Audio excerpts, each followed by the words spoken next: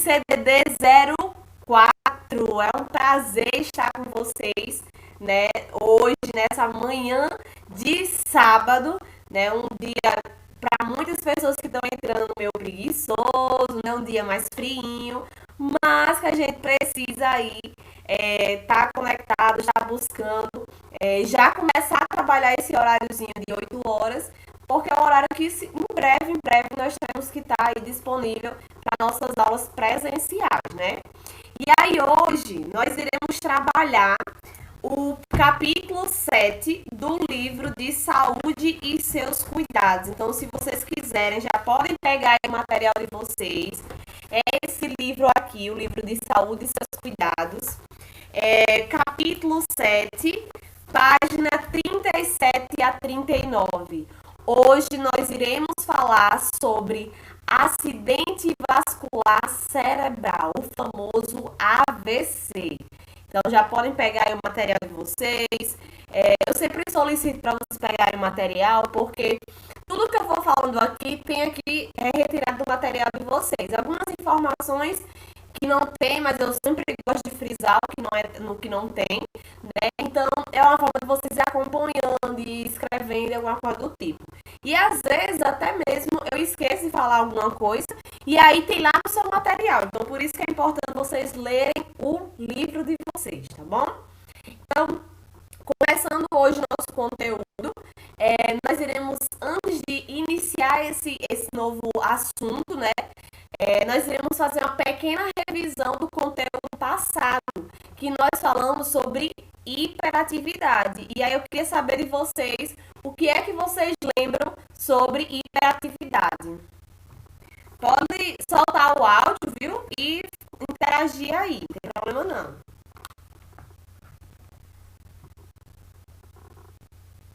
O que é que vocês lembram sobre hiperatividade?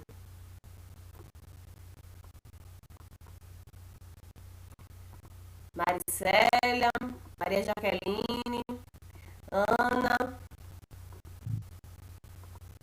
Vai lá, professora. Vai, Ana. Professora, a hiperatividade, ela é uma doença, um transtorno, né? A DEF, como é que fala? Ela é uma doença que, como é que fala assim? Esse transtorno, que é uma doença que afeta o cérebro, né? A criança, o adolescente, o adulto, né? Isso, exatamente. Exatamente, Ana.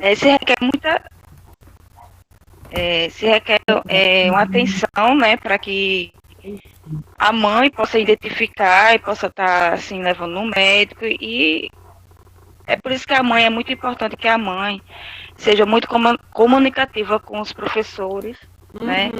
E assim, tá ajudando, né? Porque a prevenção é a melhor coisa. É verdade. Exatamente, meninas. A gente viu que a hiperatividade ela é um transtorno, né, que afeta aí o comportamento da criança e é um aumento da atividade, tanto física como o aumento da atividade mental, né, psicológica. A criança ela tem um comportamento hiper, um aumento desse movimento, então ela tem vontade de correr muito, brincar muito, pular, fazer muitas gesticulações com o corpo, né? Da mesma forma que ela também pensa muito rápido. Então ela pensa muito rápido, ela tem vontade de fazer várias coisas ao mesmo tempo. E o ruim da hiperatividade é porque ela pode atrapalhar em algumas tarefas e em alguns desenvolvimentos, né? Porque ele está tão acelerado que ele não consegue se concentrar ali naquele momento. Deixa eu liberar aqui que vai entrar outra pessoa. Adriele. Seja bem-vinda, Adriele. Adriele Medeiros.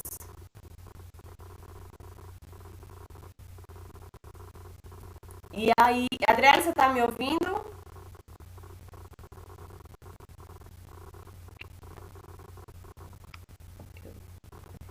E aí, eu acho que sim, que ela não comentou nada.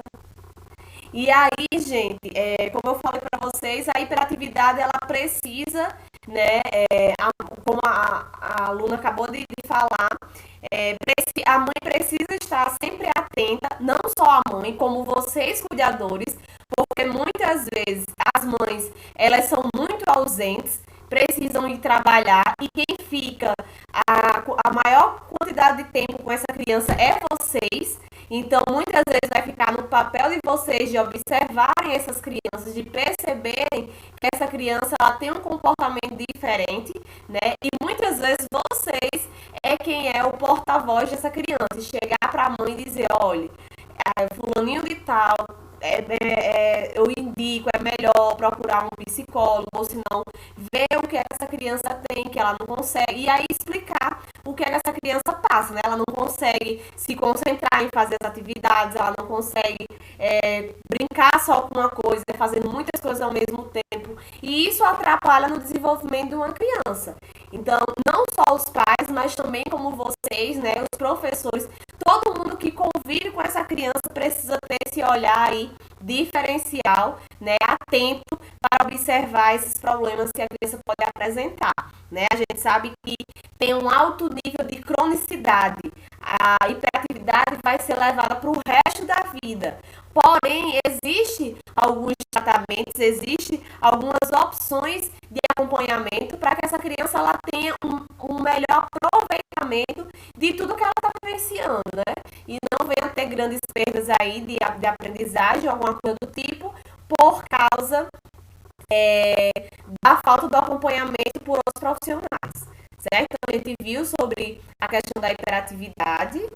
E aí hoje nós iremos aprender, como eu falei para você no início, nós iremos aprender sobre o que é o acidente vascular cerebral, né? O que é o AVC, quais os sintomas que procedem do AVC, como é que vocês podem saber identificar que uma pessoa está tendo um AVC e os cuidados que devem ser prestados para pacientes que sofrem com AVC. Então, como é que vocês podem ajudar um paciente com sequela de AVC ter aí uma melhor qualidade de vida? Então, a gente vai aprender sobre todo esse assunto nesse exato momento, certo? E aí eu pergunto para vocês sabem o que é o AVC? Conhecem alguém? Já trabalhou com algum paciente que teve AVC? Pode liberar o áudio para falar, certo? Já estou trabalhando com a pessoa. É minha paciente, ela teve acidente vascular cerebral, então a parte esquerda dela não funciona, né? É paralisada. Sim. E aí eu com todo cuidado com ela. Então ela não fala, né? Enfim, assim, ela fala pouco. Mas ela anda. Começou um pouquinho de depressão. Sim. Oi? Sim. Ela anda? Não, ela não anda. No caso, ela é tetraplégica ou paraplégica? Ela movimenta os braços ou não movimenta nada? Ela no caso, no lado direito ela movimenta, entendeu? Mas o lado esquerdo ela não consegue. Por isso que ela é cadeirante. Certo. Mas aí ela movimenta o lado esquerdo normal. O lado direito isso. Normal. O braço, perna. Aí, isso. Faz algum tipo de terapia ela? No momento, por causa dessa pandemia, né, o pessoal não tá indo. Aí foi cancelado tudo isso aí. Certo. Mas aí ela é muito dependente de você ou ela consegue fazer algumas coisas só?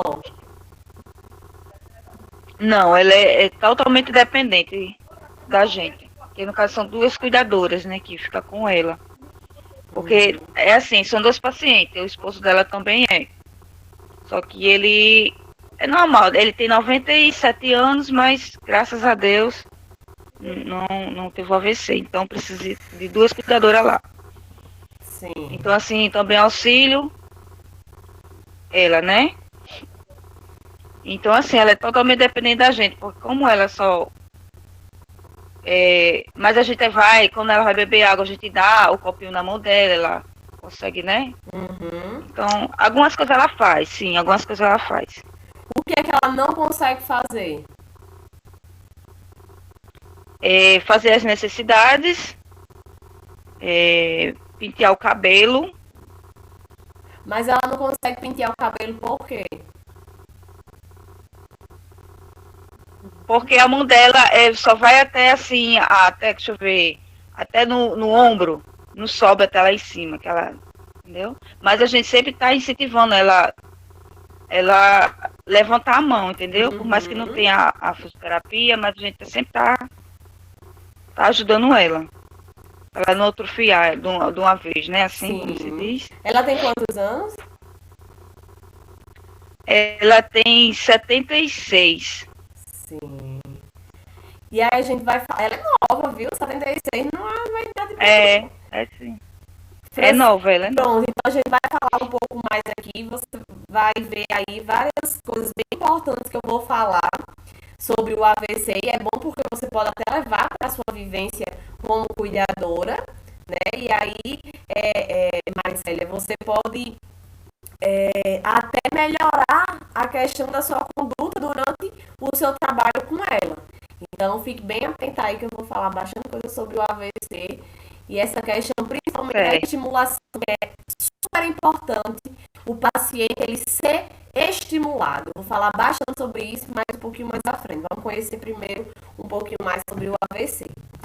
Gente, o AVC, ele é a sigla, né, sobre acidente vascular cerebral, né? É marcado por uma perda súbita da função do cérebro devido a um entupimento, certo? Ou um rompimento de vasos sanguíneos cerebrais. Então a gente sabe que o AVC é quando uma região do cérebro ela está sendo, ela está não sendo nutrida, né? Porque ali aconteceu um entupimento de alguma artéria importante, de algum vaso importante, e aí a região, o sangue não está passando, e aí naquela região que o sangue não está passando, está acontecendo uma isquemia, não tem sangue naquele local, e o nosso corpo, as nossas células, elas necessitam de sangue, né? Para ser nutridas, para funcionar. Então, se não tem sangue naquele local, elas vão parar de funcionar, né? A mesma coisa quando Professora, Oi. é verdade que quando acontece um AVC, por exemplo, se o lado direito ficou morto, afetou o lado esquerdo e vice-versa, ou Exatamente. é... Não, é exatamente. É exatamente isso. O nosso cérebro é dividido em duas partes, né? Direito e lado esquerdo. E aí nós temos uma partezinha do nosso tronco encefálico que a gente chama de é como se fosse a base do nosso encéfalo, né? Da nossa cabeça, do nosso cérebro. E aí lá tem o cruzamento das pirâmides. E cruzamento das pirâmides é esse, professora. Nós temos o cérebro, e aí o cérebro, quando ele vai descer para a nossa medula, para mandar as informações para a nossa medula, ele vai fazer um cruzamento das pirâmides. Então, a informação do lado direito vem para a esquerda e as informações do lado da esquerda vêm para a direita. Então, sempre que o paciente ele for hemiplégico ou ele tem hemicorpo afetado, por exemplo, ele tem um hemicorpo direito afetado, a gente sabe que o acidente dele foi no lado esquerdo. Se ele tem um hemicorpo esquerdo afetado, é porque a gente sabe que a lesão foi no lado direito do cérebro, justamente por causa das pirâmides que elas fazem essa troca de informação quando vai descer para a nossa medula. Então é exatamente isso. A gente já sabe que é referente àquele lado por causa do movimento que está sendo afetado sendo do outro. A gente consegue identificar mais rápido. Ok? Deixa eu me ouvir direitinho. Faça um ok aí pra mim. Pronto, muito bem. Sim, sim. Pronto. Então, Então, não é mito, é pura verdade.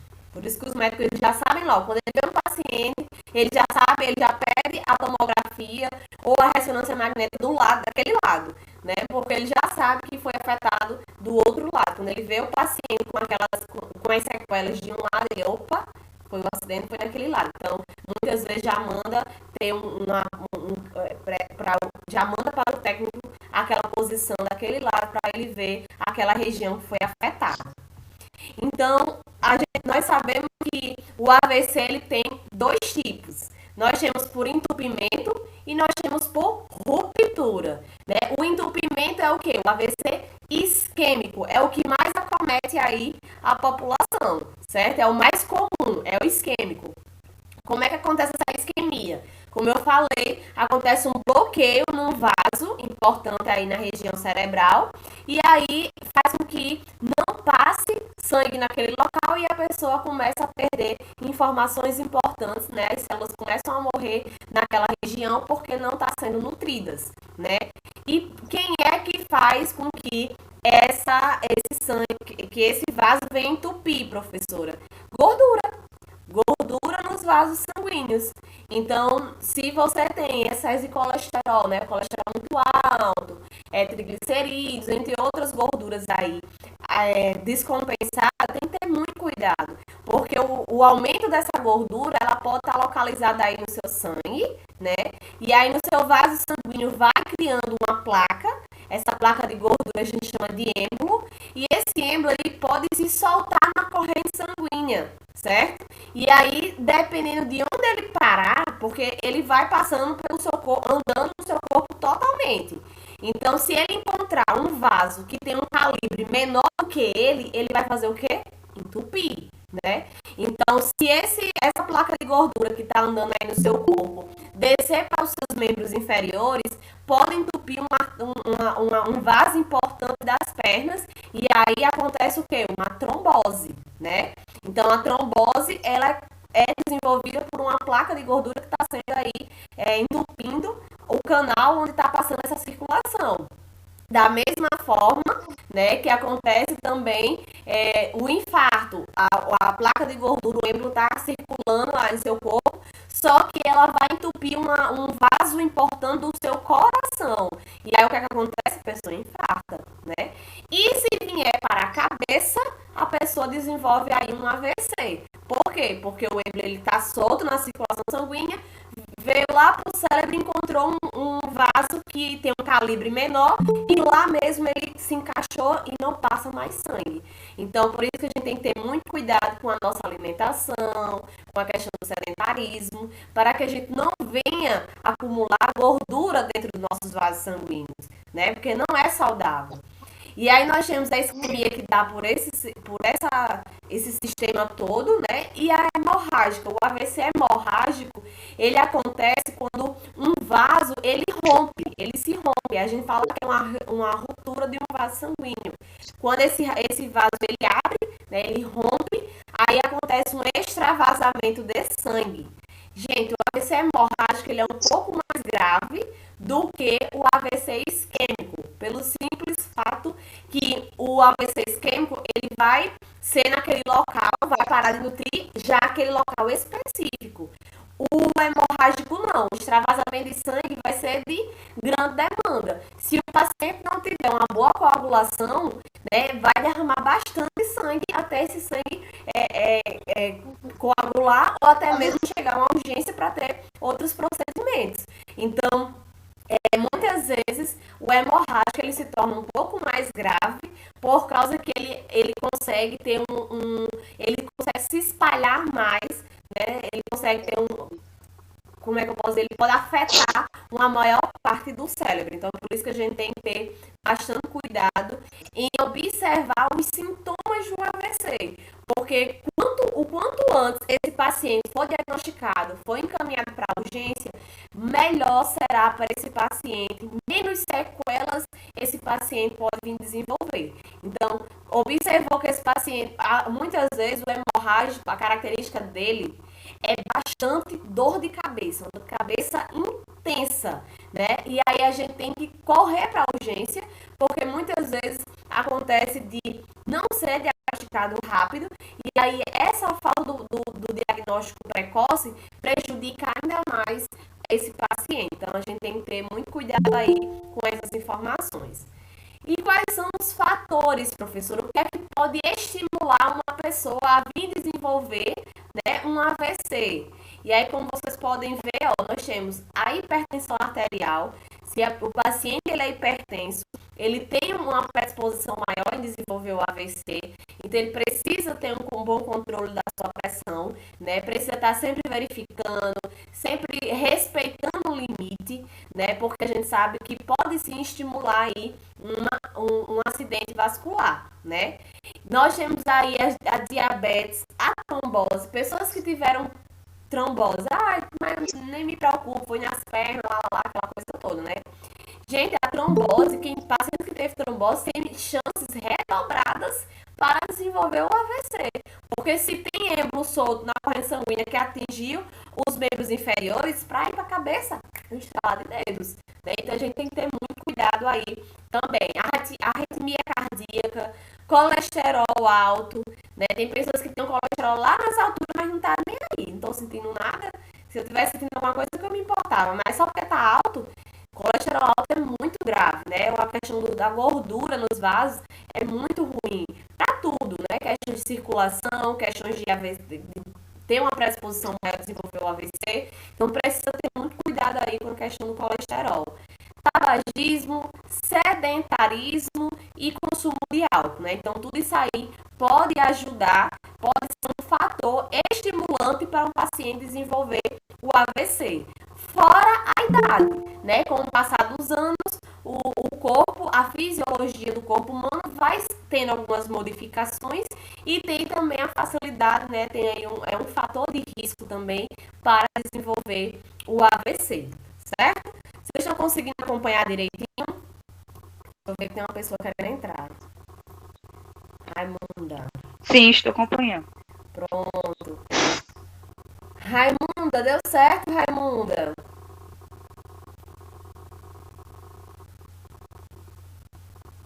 Deixa eu ver se ela conseguiu aqui. Gente, qualquer dúvida, vocês podem perguntar, certo? Podem interagir, não tem problema nenhum. Fiquem à vontade. E aí, vamos dar continuidade aqui. E aí, nós temos os sintomas, né? Os sintomas mais comuns que a gente pode observar. A gente tem que estar muito atento, por quê? Porque muitas vezes... Espera aí, tem outra pessoa querendo entrar. Aline Sandra. Aline, seja bem-vinda. Aline e Raimunda, sejam bem-vindas. Você pode... E aí, a gente tem que estar bastante atentos, né, aos sintomas do AVC, porque tem pessoas que passam 2, 3, 4 dias, até mesmo quase uma semana, tendo os sintomas do AVC e não é levado para urgência. Muitas vezes a pessoa não percebe, os familiares não são tão atentos a observar que aquilo não é normal, né? Aquele paciente ele não está agindo como ele deveria agir, né? Ele não está respondendo como era para responder. Então a gente precisa estar muito atento a esses detalhes aí, certo? Alguém falou alguma coisa? Eu. Diga. Aconteceu uma coisa com minha filha, assim. A gente saiu, né? A gente foi para a casa de um colega dela. E quando chegou a tardezinha, ela começou a perder o movimento do braço, aí foi perdendo o movimento da perna, ficando mole, começou a ficar com a voz empoluada. Aí eu fui e liguei para a emergência, falei o que estava acontecendo. Ele perguntou a idade dela, perguntou se ela tem alguma doença de patologia, eu disse que não. E aí ele falou simplesmente que era normal. Oxe. E depois que ele falou, aí ela começou a recuperar, mas ela passou muito tempo, toda molinha assim, sem conseguir levantar o braço só um lado. O outro ficou normal. Vai fazer 1 ano já isso. Ela tem quantos anos? Ela fez 15 agora, mas ela estava com 14. Sim. Não foi só essa vez, ela teve 2 vezes isso. E aí, você foi no neuro? Não. Você não foi em outro médico? Eu fui no clínico, Mas ele disse que era normal pela idade dela. Não, minha filha, pelo Ele só amor de disse que era Deus. Não, senhora. De onde que uma paciente, um ser humano, é normal, tá com fraqueza no lado do corpo, tá sem conseguir falar, tá com outros sintomas que é uma indicativa de um AVC, né? Ou de outro problema que a gente não sabe, e dizer que é normal. Normal é a pessoa sadia, correndo, brincando, pulando, fazendo tudo normal, sem ter nenhuma limitação. Isso não é normal. E eu vou dizer a você, cuide o quanto antes, viu? Sua filha é muito jovem para ter sequelas de um problema grave como esse. Normal não é. Procure um especialista, veja o que está acontecendo. De preferência, vá no neuro. Ela volta ao normal, é isso com o tempo? É. Pois procure um médico, uma assistência médica, o quanto antes, de preferência um neurologista, né, para ver o que é que está acontecendo com ela, porque normal não é.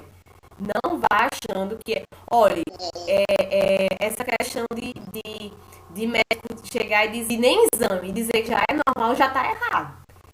Porque ele precisa examinar ela, precisa ver exames dela, precisa solicitar alguma coisa para ele saber se é normal ou não. Como é que eu olho para uma pessoa só no meu olho nu, sem ter nenhuma informação de exame de imagem, de exame de laboratório, eu vou dizer que aquela pessoa tá boa. Não tem como eu dizer. Eu não tenho um raio-x, um olho de raio-x que eu enxergo tudo que aquela pessoa tem. Não tem. Então, ela precisa, sim, mudar de médico, você precisa ir para outro médico. Olha, nunca fiquei satisfeita com um médico só, mais dizendo uma coisa dessa, viu? Ok. Vá no médico, Obrigada. vá procurar a ajuda, porque você não sabe o que é que ela tem. Esses episódios não é para acontecer, né? Alguma coisa não tá certo. Então precisa ser investigado para saber o que é que não tá certo, certo? Não vá nas ondas, Maria Jaqueline, pelo amor de Deus, fiquei até preocupada. Não vá nessas ondas de achar que é normal, porque não é. Então, cuide, pelo amor de Deus, para não ter problemas futuros, né? Cuide o quanto antes. E aí, voltando aqui, meu povo, nós temos os sintomas, né, do AVC, que são, a gente pode pedir para o paciente, a gente pode observar o sorriso do paciente, mas se você percebeu que algum lado do rosto está assimétrico do que era, né, então a gente pode pedir para ele sorrir, e aí na hora que ele faz o sorriso, a boquinha às vezes vem para um lado, ou se não consegue, né, e aí é uma indicativa. A gente pode pedir para ele levantar o braço, ou até mesmo um abraço, né? A gente pede aí, e aí o paciente ele não consegue elevar o membro é sem força, e aí é uma indicativa. Às vezes ele consegue fazer de um lado, mas do outro lado o braço não tem força, não reage. E a gente pode pedir para ele fazer, para falar uma frase, para repetir alguma palavra, e aí a gente percebe que a voz está embolada, a fala está difícil. Então pode ser um indicativo também. Existem outros sintomas, como a dor de cabeça que eu falei para vocês, né? Eu tinha uma paciente que o sintoma dela era apenas a dor de cabeça. Ela não tinha fraqueza nos braços, ela não tinha, não ficou com assimetria no rosto, ela não tinha dificuldade na fala. O problema dela era a dor de cabeça. Ela foi 3 vezes. Professora. Oi. Exatamente. Antes dela ter essa coisa, ela começava muito com dor de cabeça. E a dor de cabeça dela era como enxaqueca. Uhum. Ela não podia nem pisar no chão. Ela ficava muito, passava 2 dias com dor de cabeça. Pois aí é que tem que ir urgentemente no neuro. Vá logo, pelo amor de Deus. Corra atrás, porque não é normal. Não é. Mesmo que, mas a cabeça todo mundo tem. Gente, mas vai depender muito. E o que você está me dizendo não é nada leve, viu? Então a gente precisa ter um olhar diferencial e buscar soluções para esse problema. Eu só vou saber que é normal quando ela fizer uma tomografia, quando ela fizer exames de imagem, exames de laboratório, e todos nesses exames não tem nada. Aí sim eu posso dizer, não, então não sei o que está acontecendo. Mas para dizer, sem ter feito nenhum tipo de exame, dizer que é normal, não é. Então tem que procurar. E E você está observando, você está vendo que tem outros sintomas associados a isso, né? Então tem que ter muito cuidado aí e buscar ajuda médica o quanto antes. E de outro profissional, viu? Porque isso daí, sinceramente, não gosto nem de falar isso, mas deixou a desejar, viu? E aí, ó, a minha paciente, ela sentia só dor de cabeça. Então, ela foi 3 dias seguidos a um pronto-socorro, né? E quando chegava lá, o médico só passava alguma medicação para aliviar a cabeça e pronto. E no terceiro dia, depois de uma confusão que o irmão dela fez lá no hospital, liberaram a tomografia para ela. E aí a ressonância. E aí, realmente, quando ela bateu a ressonância, descobriu que ela tinha AVC. O que aconteceu com ela? Ela passou mais de 3 dias para ter um diagnóstico do AVC, ela ficou tetraplégica. Então, ela chegou no hospital andando, falando, relatando dor, e em menos de um dia ela já estava na UTI. Então, por isso que a gente precisa ter esse diagnóstico precoce o quanto antes, né? Hoje ela teve uma melhora bem significativa, mas ela ainda tem sequelas. Ela precisa de ajuda para se locomover, ela perdeu os movimentos das mãos, ela tem dificuldade na fala, e entre outras sequelas que ela ficou. Porém, ela não é mais uma pessoa acamada, né? Ela é mais ativa. Mas a gente se pergunta, e se tivesse sido diagnosticado desde o primeiro dia que ela tivesse ido, já tivesse feito todo o procedimento, será que não tinha sido menos invasivo, tinha sido menos doloroso para essa paciente, menos sofrido em todas essas questões? Então a gente precisa observar, corre, liga para a SAMU, leva para o pronto-socorro para ter uma assistência o quanto antes, certo?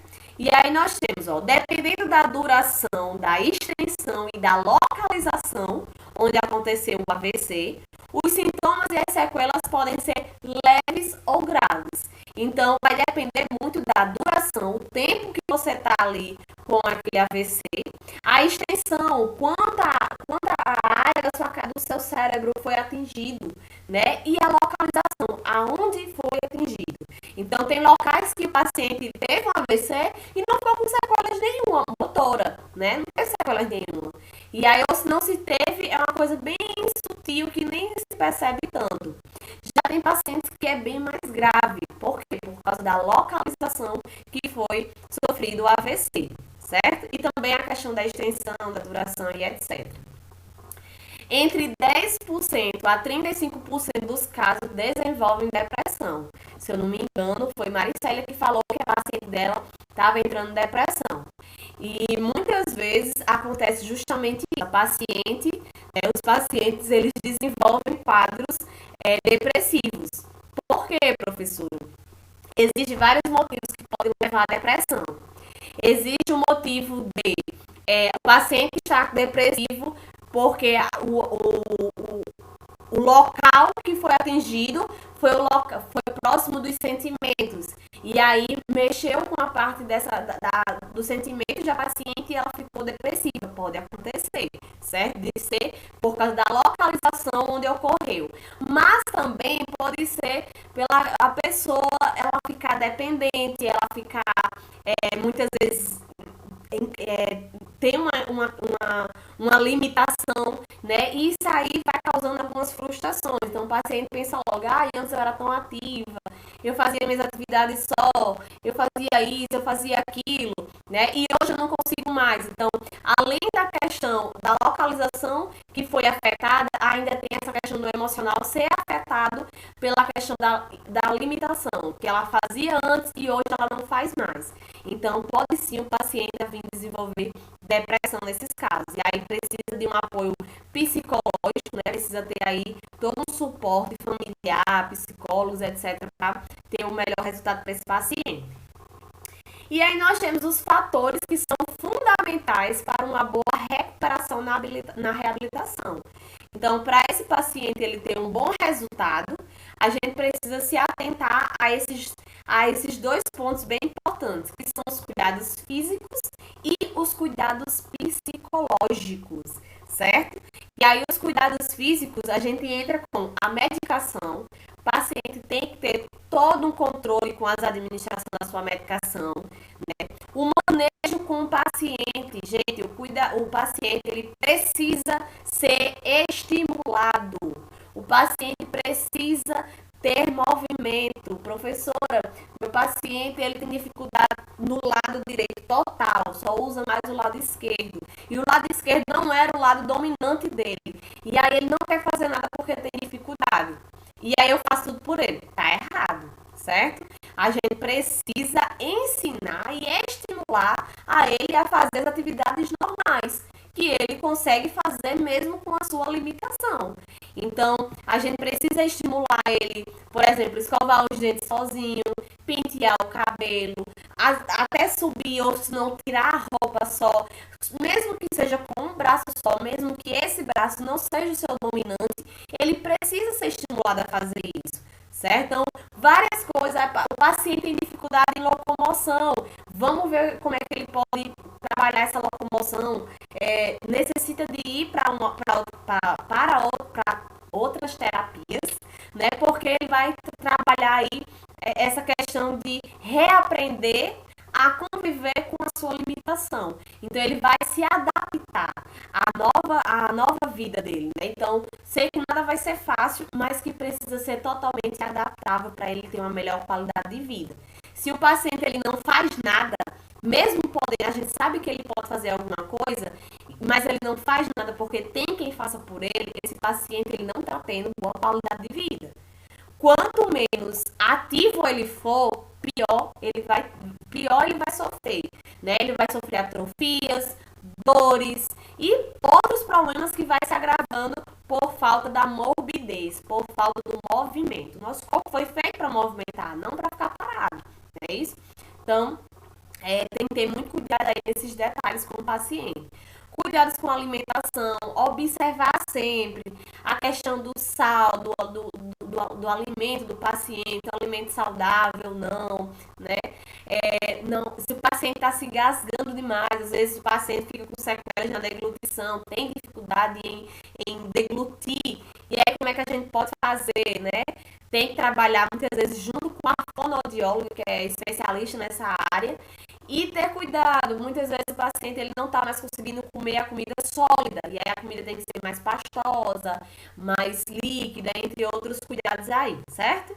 E os cuidados psicológicos, né? Porque se ele desenvolve depressão, ele precisa de um auxílio aí para melhorar esse quadro depressivo. Então, entra aí a terapia, né, com os psicólogos, entra a família, porque muitas vezes a família, se ela não estiver junto, o paciente ele não vai ter um bom resultado, e vocês cuidadores também, né, com a questão dos cuidados, da afetividade, entre outros, que a gente precisa ter quando a gente vai cuidar de um ser humano, né? E aí os cuidados, que a gente sempre, vocês como cuidadores precisam estar sempre atentos aí no dia a dia com esses pacientes. Então, estimular o paciente a realizar suas atividades funcionais. O que é isso, professora? Tudo que for funcional. Se alimentar sozinho, se trocar, conseguir se levantar, conseguir sentar, conseguir deitar. São coisas que são funcionais. Como é que eu posso ajudar esse paciente a fazer isso? Estimulando. Então, para comer sozinho, ele derrama mais do que come, então eu prefiro dar. Tá errado. Vamos adaptar o cabo da colher, vamos deixar mais grosso, vamos deixar mais de uma forma que ele consiga segurar. Ele pode derramar a comida quase toda, comer só 10% do que tem no prato. A gente coloca mais, mas deixa o paciente comer sozinho. Vamos ensinar, vamos estimular para que ele ganhe essa habilidade. De tanto ele ir trabalhando aquilo, o cérebro dele vai formando novas conexões neurais, e essas novas conexões neurais vai fazendo com que ele venha cada vez mais melhorando a sua atividade. É igual uma criança. Uma criança, ela nasce sem saber de nada, mas de tanto ser estimulada, ela aprende. É a mesma coisa com um paciente que tem algumas sequelas ou que perdeu as suas funções, certo? E aí, utilizar dispositivos auxiliares para a marcha. Então, o paciente está com dificuldade na sua locomoção. Vamos ver o que a gente pode fazer para tirar esse paciente de cima de uma cama direto. Pode ser uma cadeira de roda, pode ser uma muleta, pode ser, a noite é até mais um pouco mais difícil, mas pode ser uma bengala. Tem idosos que não aceitam bengala, mas a bengala muitas vezes é um ótimo aliado, né? Ou até mesmo os andadores. Tem paciente que tem todo o potencial para usar o andador, né? Basta o quê? Ter profissional para auxiliar e estimular ele a utilizar. O calçado do paciente paciente tem que ser um calçado confortável, principalmente quando vai estimular ele para andar, porque às vezes o paciente ele fica com aquele pé equino, que é o pezinho para baixo, e aí esse pé, quando vai andar, ele atrapalha um pouco. Então, precisa ter um sapato que não seja apertado, nem que seja muito folgado, mas um sapato confortável que adapte a ele. E, detalhe, existem alguns pacientes que vão precisar usar órtese, certo? Órtese é o quê? As órteses, elas são uma tala, né? Pode ser de várias formas, de vários jeitos. E aí essa tala é colocada muitas vezes na mão, no pé do paciente, para que esse paciente ele não venha ficar com deformidades. Se a mão do paciente está muito tempo para baixo, está muito tempo caída, né? Essa mão, se ela ficar muito tempo assim, a tendência dela é ficar assim por resto da vida e cada vez mais torta, né? Então, a tala, né, a órtese, ela vai auxiliar para a pessoa não perder o formato, o jeito funcional da mão, né? Não perder esse formato natural do braço, da mão, da perna, de onde tiver essa órtese. Então, muitas vezes o paciente ele precisa usar a órtese. E aí a alimentação, como eu falei para vocês anteriormente, o cuidado é redobrado, de preferência procurar orientar a família e o paciente a procurar uma nutricionista. E existe uma equipe para trabalhar com esse paciente, desde nutricionista, fisioterapeutas, fonoaudiólogos e o médico também, o neurologista. Então, muitos profissionais para trabalhar junto com vocês para que esse paciente ele tenha um bom resultado, ok? Gente, nosso próximo conteúdo nós iremos falar sobre doença de Alzheimer. Vamos conhecer aí o mundo dessa demência aí. Então, já quem quiser dar uma leitura no material, já fique à vontade. Nosso próximo encontro nós iremos falar sobre doença de Alzheimer. E aí eu deixo a nossa frase de hoje, né? Que diz o seguinte, que vocês não podem desistir de forma alguma, né? Então a gente precisa ter impulsos para seguir todos os dias, mesmo com as dificuldades, mesmo com os obstáculos, mas a gente precisa estar com foco e determinação para subir cada degrau do nosso sucesso, porque o topo é o sucesso, mas para a gente chegar lá, a gente soa bastante. E eu acredito que todos vocês têm capacidade para chegar até lá sem nenhum problema. Ok? Então é isso, meninas. Podem liberar os áudios de vocês. Vamos conversar. E aí, vocês estão com alguma dúvida? Tem alguma coisa para falar? Falem agora. Não, eu estou satisfeita. Eita, eu também. Só agradeço pela aula e pelas explicações. Pronto. Que bom, que bom. Tô satisfeita. E aí, Ana? Tudo tranquilo? Professora, Oh. graças a Deus. Desculpe, a minha mãe ela teve problema vascular na perna direita. Daí ela foi para o médico, né? Aí teve que fazer todos os procedimentos, aí tratou, graças a Deus, ficou boa. Esse problema vascular tem 2 pessoas na minha família que tem. Então eu tenho muito cuidado assim com a minha mãe, mesmo morando aqui em Natal. Eu sempre procuro saber o dia a dia dela, como é que tá. Ela acordou, se passou a noite bem, porque ela também é portadora do CA, ela tem CA na garganta, então ela também trata.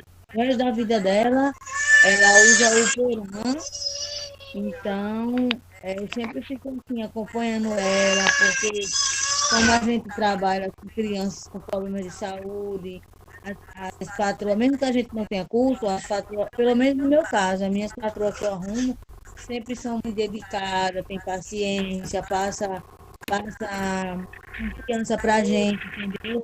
Então, eu sempre, o que eu aprendo no meu trabalho, eu passo para minha mãe, a mulher do meu tio, que ela tem uma dor de cabeça e não tem fim. Essa dor de cabeça dela não tem cura. É 24 horas por 48 horas, sentindo dor na cabeça. Diz que já fez ressonância, já bateu eletro da cabeça e deu, como é que se fala? Deu aquela, agora me deu um branco assim o nome que ela tem. Não deu problema vascular, não deu problema. Foi labirintite que ela tem? Não, ela tem sinusite. Sinusite, enxaqueca. Não, Não é nenhum desses dois, não, professora. É uma outra coisa, que agora não lembro o nome, sabe? Uhum. Enxaqueca crônica, professora. Sim.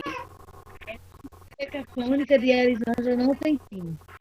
Então, aí às vezes eu quero até orientar, às vezes eu falo, mas ela toma os remédios dela, faz dieta, aí ameniza, dia ameniza a dor, dia não ameniza.